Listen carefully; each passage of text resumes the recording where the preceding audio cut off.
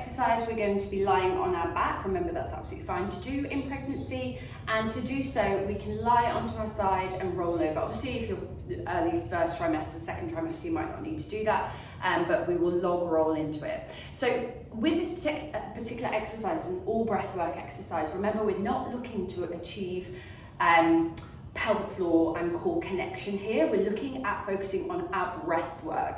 In pregnancy, our rib cage, everything gets really tight, and sometimes, well, very often we need to focus on breathing prior to exercise or after exercise, or just throughout the day to really down regulate our body. Yes, we need to be strong, but we also need to be able to relax as well, and this is very important when it comes to birth and labour and birth, whichever order you want to put it in. So we're going to be lying onto our backs, so coming onto your side, and then you can just kind of log roll it in, and then you're going to lie onto your back, and then from there make sure you're at a 90-degree position. So that means ankles are in line with knees, so not out here, not together. Ankles are in line with your knees and your hips, okay? Your hips are probably a little bit closer together than you think. A lot of people think their hips are out here, they're not. Bring them in, okay? Then from there, do make sure your knees are underneath your hips, so you're not too far away, you're not here, and you're not basically doing a squat at the wall. You need to have that 90 degrees. Okay, from here, you're going to have a slight posterior pelvic tilt, which means you're going to slightly curl your tailbone under. When you do that, don't grip your glutes, okay? This is not a squeeze and a clench, it's literally just exhale, just round the lower spine slightly. From here, you're then going to press your feet as hard as you can into the wall, keep pressing the feet in, and then drag the heels down. When you do this, you may feel tension in your hamstrings and your glutes a little bit. That's okay, that's the tension we want to create. We don't want to create this under gripping, okay? So, set up again, just round the lower spine, just very slightly. Make sure our rib cage is down, so we're not flaring the ribs, there's no big gap in our lower back. So our lower back should be nice and round into the floor, ribs are soft and down. Tuck your chin slightly, and then from there, press the feet all into the floor, spread the toes, don't grip the toes, just spread them. Then draw the heels down, like you're trying to drag the feet down the wall, but don't actually drag them, okay? Create that tension, maintain that tension.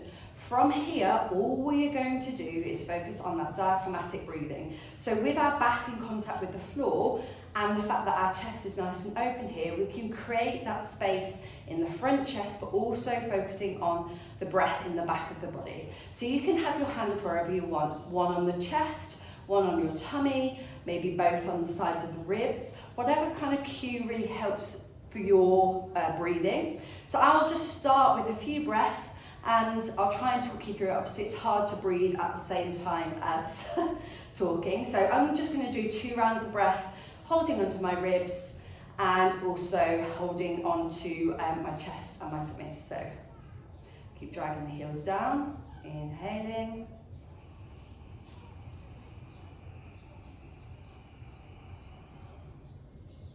Exhale. Keep dragging those heels down. Inhaling.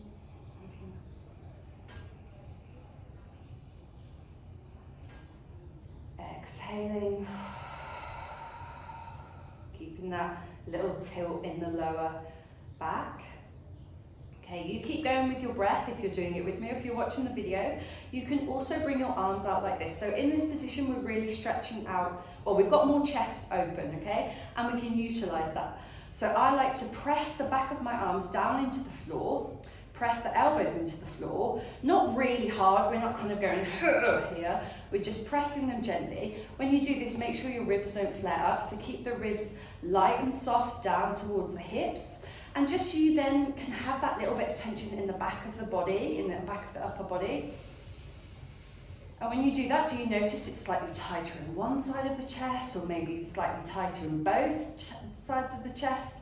Do you notice kind of your body just releases somewhat? I got a little bit of like, I've got scoliosis in my lower spine, so I've got scoliosis release there. So really focusing on breathing into the chest, but we're not breathing upwards, we're breathing to the side.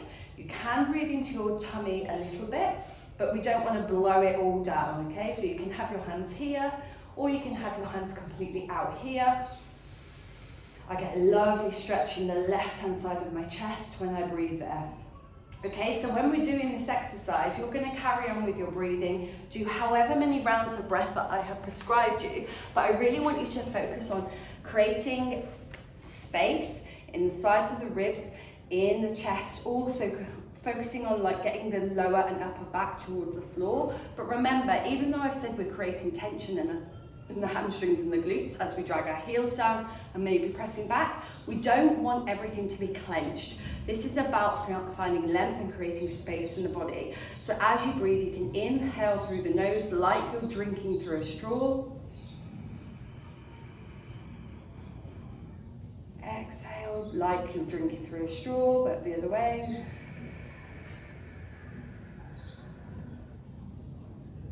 And pause at the end of the exhale for a second and inhale. So it's a really soft breathing. It's not, okay, because no space is going to be created by that. So give that a go and let me know how you find it.